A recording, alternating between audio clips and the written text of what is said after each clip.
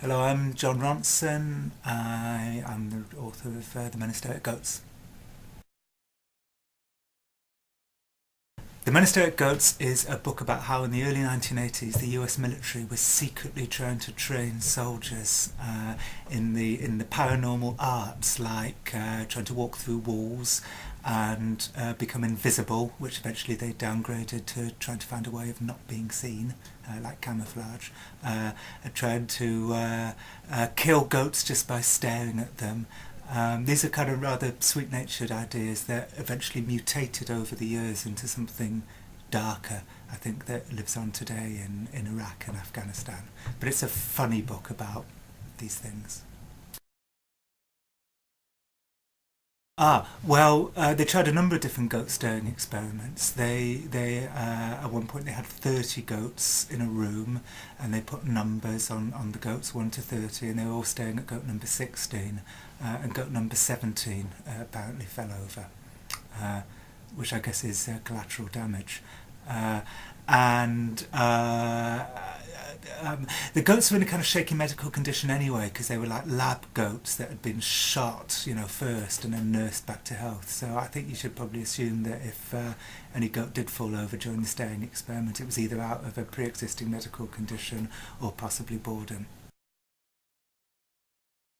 The goat starers, there's a number of them. The main guy, who never actually stared at any goats himself, but he was like the guru who inspired a generation of out-of-the-box thinkers to reach for the impossible, was a lieutenant colonel called Jim Channon, and he's played in the movie by Jeff Bridges. The goat starer himself actually was a man called Guy Savelli, who was never in the military. He was a martial arts master from Cleveland, Ohio. He now runs a dance studio in Ohio. And I tracked him down and interviewed him for the book, and I asked him if he still practices the technique. And he said, as a matter of fact, he does, and only last week he killed his hamster just by staring at it. And he showed me the video, which inconclusively, I have to say, ends with the hamster getting up and brushing itself down.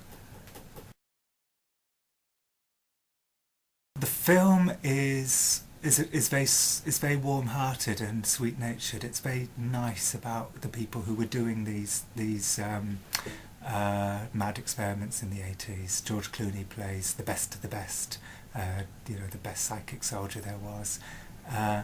And so the film is very warm-hearted, and I think the book's warm-hearted, but the book takes a darker turn than the film does. The second half of the book is quite dark, really, when it looks at how these ideas live on in mutated form in the War on Terror, in the form of interrogation techniques and so on. So the book's a lot. The movie, I think, is a lot sweeter. The movie kind of reminds me kind of like Little Miss Sunshine Goes to War. It's got a kind of real gentle sort of buddiness to it, which I really like, and surprised me because I wasn't involved in the making of the film. But so it surprised me that the film is that sweet. But I loved it. I sat there with a big smile on my face.